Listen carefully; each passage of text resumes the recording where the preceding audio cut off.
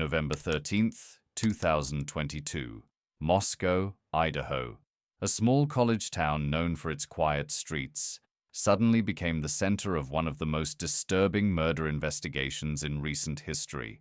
4 University of Idaho students were found brutally murdered inside their off-campus home. The town was left in shock. The nation was left searching for answers. That night, 21-year-old Kaylee Goncalves, 21-year-old Madison Mogan, 20-year-old Zana Kernodle, and 20-year-old Ethan Chapin never made it out alive. Police described a chaotic crime scene, 4 young lives taken in a single night. Yet, for weeks, investigators kept silent, refusing to reveal details to the public. Well, actually, all my interviews were done over Zoom. I believe Kohberger was still in Pennsylvania at the time, but he was going to be making his way out to Pullman for his PhD program. One thing that I was looking for in particular was someone who can develop a sense of trust and rapport with my staff. That's a very important quality in order to be a researcher embedded in a police department because it's very tough to make inroads into law enforcement when you're considered an outsider, particularly from academia. And he was not particularly personable. He didn't speak in a fluid or conversational manner. And so I just felt like he would not be able to establish that trust and rapport needed to be an effective researcher in the police department. I interviewed each candidate. I interviewed 4 for about half an hour each. And it was, a little bit of time that I realized that just his demeanor and his way of conversing, I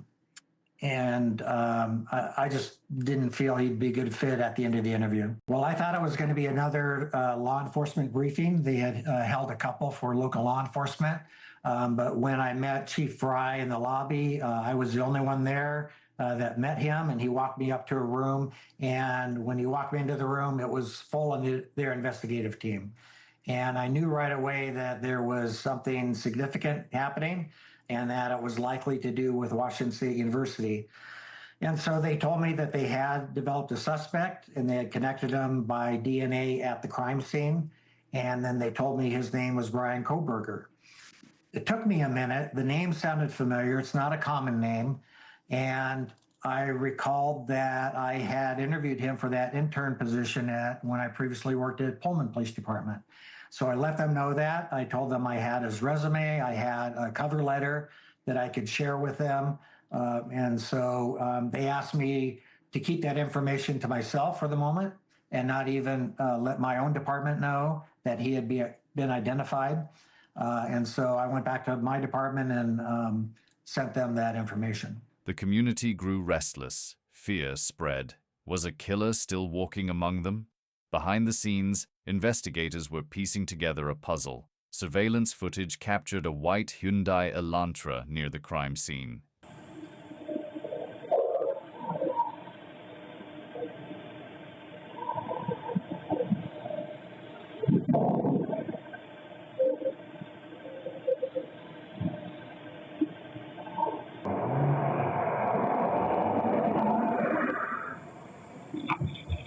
Matt, in this new video, we see Kohberger drive past the house several times very, very slowly in the hour before the murders. In your experience, you've prosecuted so many of these kinds of homicides, not quite like this.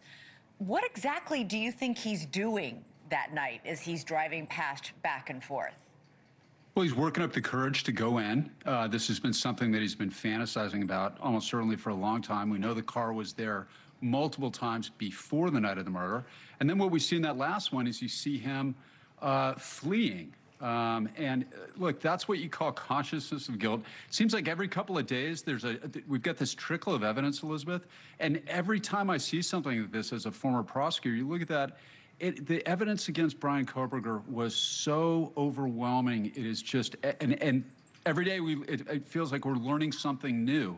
They had all the evidence they needed to convict him and sentence him to death. DNA recovered from a knife sheath left behind in the house would become the turning point. Slowly, suspicion turned to a 28-year-old criminology student at Washington State University, just 10 miles away from Moscow. His name, Bryan Kohberger.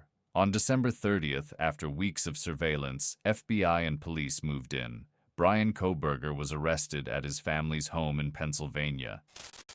We'll provide as much information as we can about the extradition to Idaho and the criminal process. However, due to Idaho state law, we are limited in what information we can release today until Kohberger has his initial appearance in Idaho court. The evidence, cell phone pings, car surveillance, and that critical DNA match on the knife sheath. To investigators, it was enough to charge him with 4 counts of first-degree murder. Not just a crime scene, not just a murder scene. We're talking about a murder scene in a house to which he has asserted no connection whatsoever. 4 victims to which he has asserted no connection whatsoever. We're not just talking about his DNA happened to be found in, a dresser drawer or something. It was found on a knife sheath where 4 people were killed by a knife. This is as crime scene as it gets.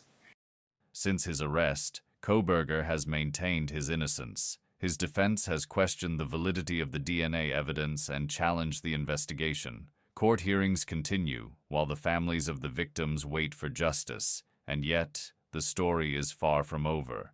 As the trial unfolds, the world watches, hoping for answers and closure to one of America's most haunting cases in recent years.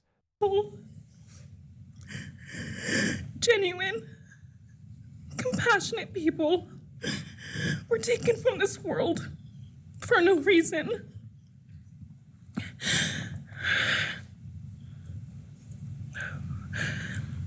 He didn't just take their lives.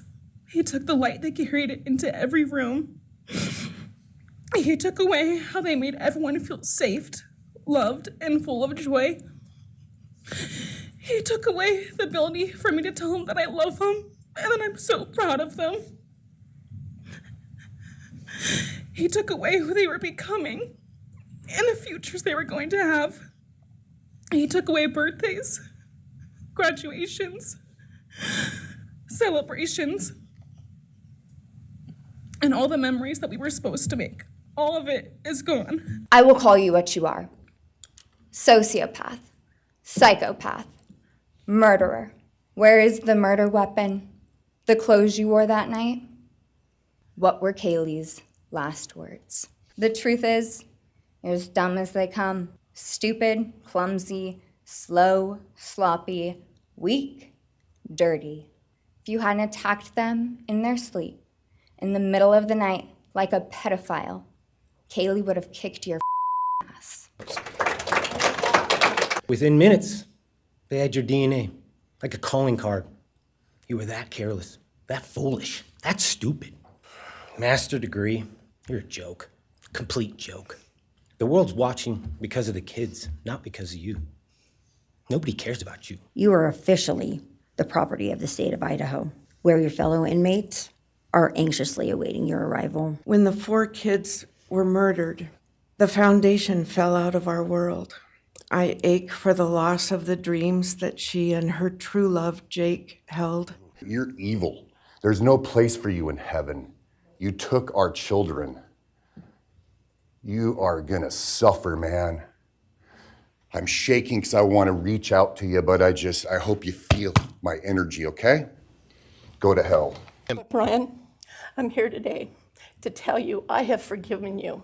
Was Bryan Kohberger the killer investigators believe he is, or will the trial reveal a different truth? For now, the shadows of that November night still hang heavy over Idaho.